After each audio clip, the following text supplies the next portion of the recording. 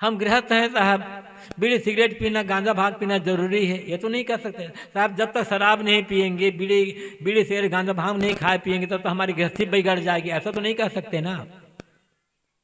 हाँ, ऐसा कोई हो साहब, जब तक हम झूठ नहीं बोलेंगे, जब तक लड़ाई झगड़ा नहीं करेंगे, जब तक चोरी नहीं करेंगे, जब तक शराब नहीं पियेंगे, और जब तक हम बीड़ी सिगरेट नहीं पियेंगे, तब तो हमारी बेटी की शादी नहीं होगी। तब तो खूब शराब पिए, फिर तो बिना शराब साहब हम शराब नहीं पियेंगे ना, तो हमारे लड़के के लिए बहू ही नहीं मिलेगी, तब तो फिर मजबूरी है भाई आपकी। लेकिन ऐसा तो है नहीं। आप बीड़ी सिगरेट गांजा भांग शराब कबाब झूठ गाली निंदा मार पीट लड़ाई झगड़ा छोड़ दो, आपकी गृहस्थी और सुंदर बन जाएगी। तो इनका त्याग करो ना भाई। क्रोध का त्याग करो, कटुता का त्याग करो, झूठ बोलने का त्याग करो। क्रोध कर करके क्या अपने परिवार वालों को आप सुखी बनाते हो? कि मीठी वाणी बोल करके क्षमा करके आप परिवार वालों को सुखी बना सकते हो? किसी को, अपनी पत्नी को, अपने बेटे को, अपना किसी को कोई सुंदर मिठाई ला करके दे दो, सुंदर कपड़े गहने ला कर दे दो, और 4 बात गुस्से में कह दो, मिठाई और कपड़े और गहने का आनंद उसे लगेगा क्या? लेकिन प्रेम से बात करो तब खुश हो जाएंगे सबके सब। इतना तो कर सकते हो ना। कोई बड़ी बहुत त्याग बड़ा की बात मैं नहीं बता रहा हूं, आत्मा परमात्मा की बात नहीं बता, मैं ये नहीं बता रहा हूं कि मरने के बाद क्या होगा। भूल जाओ मरने के बाद क्या होगा, जीते जी क्या होना है, जीते जी क्या हो रहे हो, इसकी चिंता करते हो? अब मंदिर बनाते हो, अच्छी बात है, लेकिन ये मत भूलना मंदिर बनाना धर्म है। मंदिर बनाना धर्म है ही नहीं। मंदिर बना करके आप समझ ले कि हम बड़े धार्मिक हो गए, आप गलत रास्ते पर हो। मंदिर बनाना गलत नहीं है, बनाओ मंदिर। अब मंदिर जाते हो तो जाओ मंदिर, और नहीं जाते हो तो जाओ। मंदिर पूजा करते तो करो, लेकिन जो बाहर आप मंदिर बना रहे हो ना, इसके अलावा आपको 3 मंदिर बनाना है। और हर आदमी को, हर स्त्री को, हर पुरुष को, हर जवान हर बूढ़े को 3 मंदिर बनाना चाहिए। 3 मंदिर बनाना चाहना होगा, तब जीवन में आनंद आएगा, तब जीवन शांति है, तब जीवन में भक्ति आ पाएगी। आप कहोगे साहब एक ही मंदिर बनाने में बड़ा खर्च हो जाता है, घर के सभी लोग 3-3 मंदिर कैसे बना सकेंगे? जिस मंदिर की बात मैं कह रहा हूं वो मंदिर बाहर नहीं बनाना है आपको। उसके लिए पैसा बिल्कुल नहीं लगे, 1 पैसा खर्च नहीं करना पड़ेगा। तो जैसा जीवन जी रहे हैं ना, थोड़ा रास्ता बदलना पड़ेगा। पहला मंदिर आपका परिवार, अपने परिवार को मंदिर बनाओ। कैसे परिवार मंदिर बनेगा? जो बड़े बुजुर्ग हैं, माता पिता हैं, दादा दादी हैं, सास ससुर हैं, पद में, उम्र में, मर्यादा में, रिश्ते में जो आपसे बड़े हैं, उनका आदर, उनका सम्मान, उनकी उचित सेवा करो। रिश्ते में जो बराबर हैं, पति पत्नी हैं, भाई हैं, ननद भावज हैं, देवरान जेठान हैं, वहां पर एकता समता से व्यवहार, मिलजुल कर काम करो, मिलजुल कर बांट करके खाओ पियो। कर्ता स्वार्थ अहंकार का त्याग करके दूसरों को आदर दो, और बच्चों को अच्छे संस्कार दो, अच्छी सीख दो। आपको परिवार मंदिर बन जाएगा। परिवार मंदिर बनाने के लिए आपको करना कुछ नहीं पड़ेगा, बस अंदर का खर्च करना पड़ेगा, तो झुकना पड़ेगा, स्वार्थ का अहंकार का कर्ता का त्याग करना पड़ेगा। आप ये चाहते हो ना कि हमारे बच्चे हमारा अनादर ना करे, हमारा आदर करे, सम्मान करे, तो सोच लो अपने माता पिता का कितना सम्मान कर रहे हो, कितना आदर दे रहे हो, कितनी उनकी सेवा कर रहे हो। क्या लगेगा उनको? घर में जो बुजुर्ग हैं, चाहे कोई भी हो, चाहे बेटा हो, चाहे बहू हो, चाहे जो भी हो, घर में जो बुजुर्ग हैं उनके पास जाकर दिन में 1-2 बार प्रेम से, आदर से 2 बार बोल लो, बस उन्हें, बस वो खुश हो जाएंगे, लगेगा हाँ बहुत बढ़िया है। भोजन तो देते ही हो, बस 2 मिनट उनके पास बैठो, प्रेम से बात करो, उनकी बात थोड़ा सुन लो, उनका मन खुश। क्या जाता है आपका, क्या खर्चा हो रहा है इसमें? इतना भी नहीं कर रहे हो तो फिर भगवान की भक्ति के मतलब क्या होता है?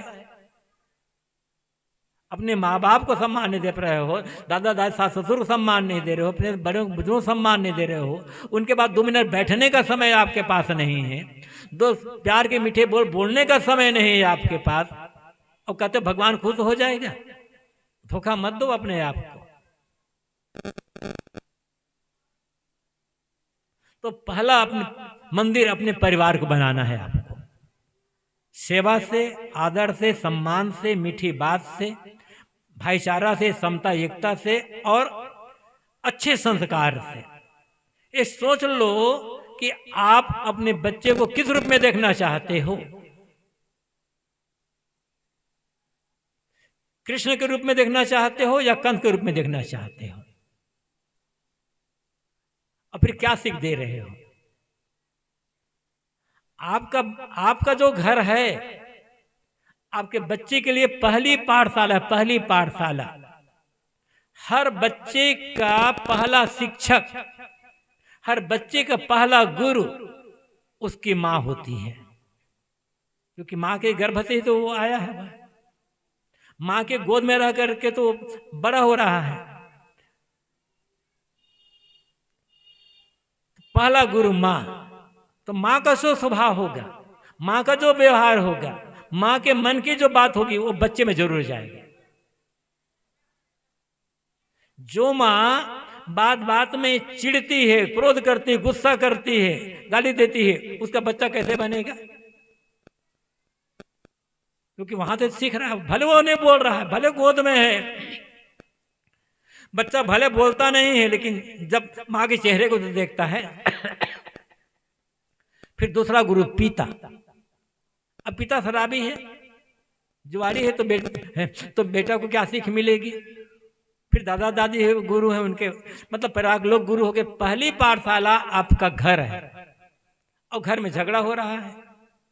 किसी बच्चे को, कोई बच्चा बाहर में है, उस बच्चे की बातचीत को देख करके आप अंदाज लगा सकते हो इस बच्चे के माता पिता कैसे होंगे। अब छत्तीसगढ़ी में कहावत कही जाती है ना, मुझे छत्तीसगढ़ी बोलना नहीं आता है, लेकिन छत्तीसगढ़ी की कहावत कोई याद है, जैसन जैसन घर बात तैसन तैसा फरिका, आप लोग कहते हो, जैसन जैसन माँ बाप तैसन तैसन लड़का, लड़का कहते हो आप लोग। तो पहली पाठशाला आपका घर है। तब वो जिसे आप पाठशाला कहते हैं ना, वहां तो 3 साल 4 साल 5 साल की उम्र के बाद जाता है, उसके पहले तो आपके घर में सीख रहा है। कैसा वातावरण बना हो? जिस घर में सुबह से कला, नींद खुली की गाली, नींद खुली तो अपशब्द, नींद खुली तो तू तू मैं, बच्चे को क्या सीख मिलेगी? पूजा तो कर रहे हो, अब सुबह से जब गाली से आप बात करोगे, चिढ़ करके क्रोध में बात करोगे, बच्चे पर संस्कार क्या पड़ेगा? कहते हैं एक लड़का, 6-7 साल का एक लड़का, बैसाख जेठ का महीना, आम के एक बाग में जाकर के आम चुरा रहा था, तोड़ रहा था। बाग का रखवाला आ गया, पकड़ लिया। अब पकड़ लिया, 1-2 चांटा लगाया, कहा अभी इतनी छोटी सी उम्र, अभी तो चोरी कर रहे हो, चलो तुम्हारे बाप पास ले जाता हूं। लड़का कहता हूं पिताजी वो पेड़ में चढ़े हुए हैं। तो क्या होगा? फिर क्या सीख मिलेगी? तो मैं कह रहा था पहला मंदिर आपका परिवार, करना कुछ नहीं पड़ेगा, आदर सम्मान सेवा बड़ों के लिए, क्योंकि आपको भी एक दिन बूढ़ा होना है, हमें भी एक दिन बूढ़ा होना है, हमें भी कमजोर होना है, हमें बेसहारा होना है। तो कम से कम उस समय के लिए क्या कर रहे हो? आज जो पूंजी इकट्ठा करोगे ना वो बुढ़ापा में काम आएगा, ये पैसा तो धरा रह जाएगा।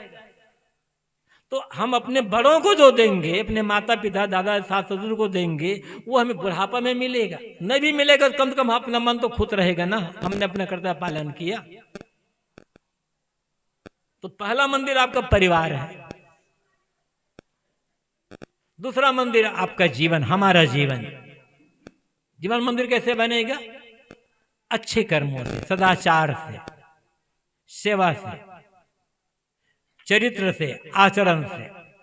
ये सोच लो जो करना है सोच समझ करके करना है। आप मानते हो ना कि भगवान कण कण में है, भगवान सब कुछ देखता है। तो जो भी कर रहे हो ना, जिस समय आपके मन में गलत विचार आ जाए, गलत काम करने का मन हो, उस समय अपने भगवान को याद कर लेना, भगवान तो देख रहा है। कभी गलत काम कर पाओगे? जबान से तो कहते हो भगवान कण कण का ख्याल है, भगवान तो हर जगह, भगवान सब कुछ देख रहा है। और चोरी करते समय क्या करते हो? फिर घूस लेते समय, मिलावटबाजी करते समय क्या करते हो? भगवान तो वहां भी देख रहा है ना। तो जीवन मंदिर कैसे बनेगा फिर? इसलिए मैंने कहा था ना कल, इस कबीर साहब के अनुसार से ये पूरी दुनिया भगवान का मंदिर है, पूरी दुनिया भगवान में। और सब तरफ भगवान सब तरफ भगवान बैठे हुए हैं। कबीर साहब ने ये कहा है, जहां जहां देखूं तहां तहां सोई, आंख न मूंदो कान न रूंदो, काया कट न धारो, खुले नैन हंस पहचानो, सुंदर रूप निहारो। कबीर साहब कहते हैं कि भगवान को देखने के लिए मैं आंख बंद नहीं करता, कान बंद नहीं करता, काया कट नहीं करता, मैं तो जिधर देखता हूं, जिधर हर जगह मुझे भगवान सुंदर रूप दिख रहा है। देखो यहाँ बैठे हुए, यहाँ ये देवियां बैठी, भगवती बैठी हुई हैं, इधर देवता और भगवान बैठे हुए हैं, सुंदर भगवान। इनको छोड़ दो तो भगवान आपको मिलेगा कहाँ? और प्रत्यक्ष भगवान, ये सगुण भगवान है, साकार भगवान। जिस भगवान की बात साहब कहते हैं, सगुण भगवान की जिस बात कहते हो, ये सामने बैठे हैं हमारे। निर्गुण भगवान सबके भीतर बैठा हुआ है। ऋग्वेद में एक पुरुष सूक्त है जिसमें विराट पुरुष का वर्णन है। गीता में भी विराट पुरुष का वर्णन है। कहते हैं कि जब श्री कृष्ण ने अर्जुन को गीता उपदेश दिया, उसके पहले विराट रूप दिखलाया था। उससे बहुत पहले ऋग्वेद में विराट पुरुष का वर्णन है। अब बड़ा वैज्ञानिक है। सहस शीर्षा पुरुषा सहसा सहस्रपाद, सब भूमि विश्वतो वृत्वाद अधिष्ठितंगुलम, ये ऋग्वेद का मंत्र है। वो जो विराट पुरुष परमात्मा, विराट पुरुष जो भगवान है, उसके सहस शीर्षा, हजारों सिर है, हजारों आंखें हैं, हजारों हाथ पैर हैं, हजारों कहने का एक तरीका है, मतलब असंख्य अनगिनत। वो जो विराट पुरुष परमात्मा है, उसके इतने सिर हैं, इतने हाथ पैर हैं, इतने आंख कान हैं कि आप गिन नहीं सकते, अनगिनत है। वो विराट पुरुष परमात्मा कहाँ है? इस समाज, ये पूरा मानव समाज नहीं, पूरा प्राणी समाज उस विराट पुरुष परमात्मा का रूप है। अब कितने प्राणी होंगे आपके गांव में? आदमी आप बता सकते हो 4000, 5000, 7000। मच्छर कितने होंगे आपके गांव में? चींटी, मक्खी, कीड़े मकोड़े, कोई गणना है? तो अब सोच सकते हो कि कितने आंखें होगी भगवान की, विराट पुरुष भगवान की। इसी एक गांव की बात छोड़, क्या गिन सकते हो? तो पूरा जितने प्राणी हैं, कीड़े मकोड़े लेकर मनुष्य तक, ये सब विराट पुरुष भगवान के हाथ पैर है। यही आंख नाक कान है। और ऐसा कोई नहीं हुआ है जिसके हजारों सिर हो, हजारों हाथ पैर। ये तो की कल्पना है। रावण के 10 सिर कहा जाता है। आप लोग कहेंगे छत्तीसगढ़ में मैंने देखा है, यही दिखाई पड़ा, बिहार, बंगाल, उत्तर प्रदेश, हरियाणा, पंजाब, राजस्थान, महाराष्ट्र, कहीं रावण के स्टेचू नहीं बनाते हैं लोग, ज्यादातर यही बनाते हैं लोग, रावण भाटा कहते हैं। तो वहां बना दिए हैं रावण, 10 सिर बना दिया रावण के। और कहेंगे जब 10 सिर बना दिए तो 20 हाथ बना दिए।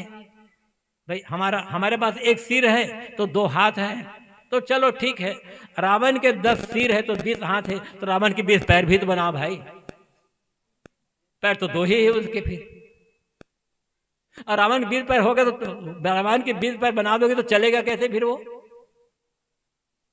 रावण के 10 सिर नहीं थे, एक ही सिर था। वाल्मीकि रामायण पढ़ना पता चलेगा। हनुमान जी सीता की खोज में गए हुए हैं लंका, सोचते हैं कि सीता को कहाँ खोजो, फिर तो स्त्री को स्त्री के बीच में खोजा जा सकता है।